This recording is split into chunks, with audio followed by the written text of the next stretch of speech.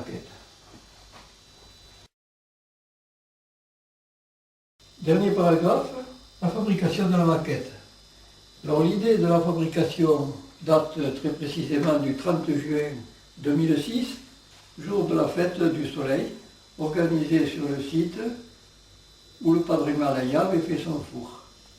À partir de cette idée, pour la réaliser, les éléments étaient peu nombreux. Il y avait la dimension du rail qu'on pouvait trouver en mesurant les restes de la piste en ciment au col del Bouc. Deuxièmement, il y avait 3 photos.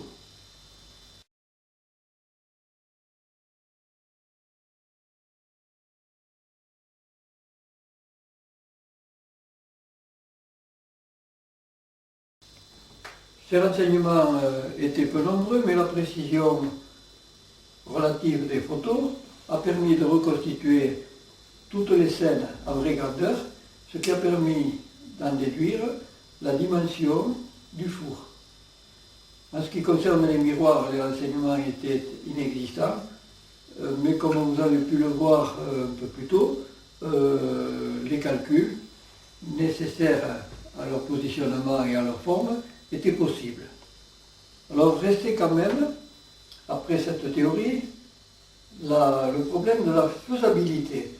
C'est-à-dire, est-ce qu'avec des miroirs courbés manuellement, à partir de plaques inoxydables de récupération, est-ce que la qualité optique allait être suffisante? Alors, première expérience, à l'aide de 5 miroirs, reproduisant approximativement ce qui allait être le four. Ces 5 miroirs ont été disposés sur une table, calés par des petits cailloux et pointés sur un petit écran. Le résultat observé étant encourageant, l'étape suivante a constitué à la fabrication d'un des 24 secteurs. C'est cet appareil que vous avez déjà vu précédemment. Et pour vous montrer son efficacité, on va réaliser une petite expérience.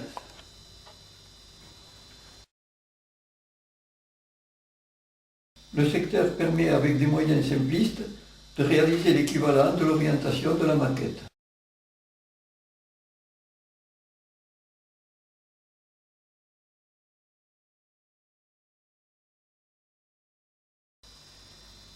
La maquette s'avérant réalisable, la construction a commencé par le support devant supporter la partie optique.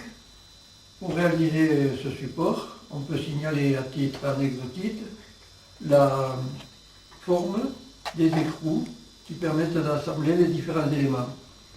En effet, à l'époque du Padre Himalaya en 1900, les écrous étaient de forme carrée.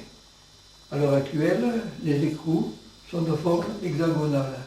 Pour respecter l'époque, tous les écrous hexagonaux ont été limés de façon à prendre la forme carrée caractéristique de l'époque. On peut signaler au passage le nombre de ces écrous, il y en a plus de 200. Ensuite, la partie donc la plus importante, les miroirs. Alors les miroirs sont donc en acier inoxydable d'épaisseur 4/10 de millimètre.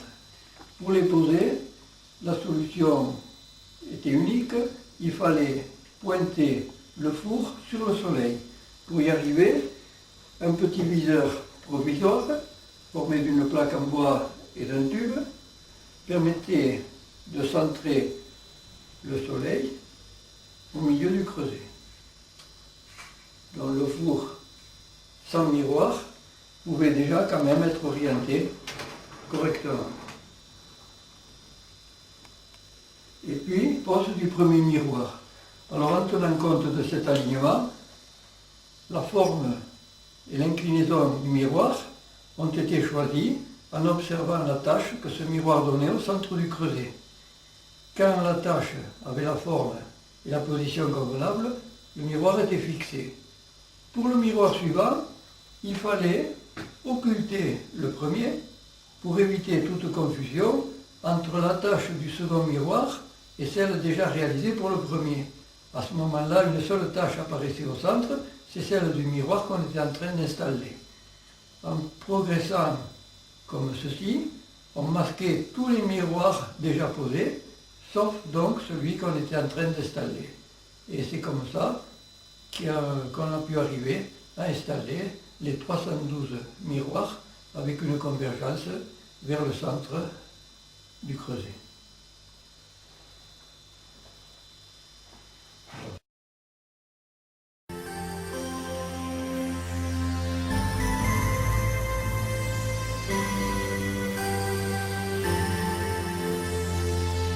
En août 1900, dans une lettre adressée à son frère, le padre déclarait être très satisfait du fonctionnement du four.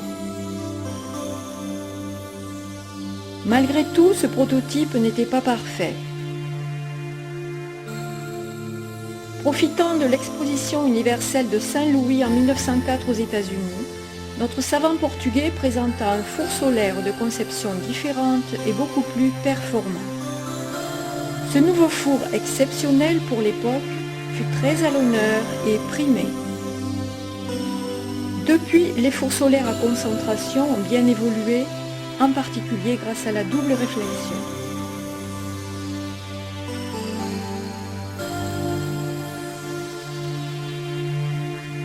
La maquette de M. Amand d'Arbon illustre un principe largement dépassé aujourd'hui.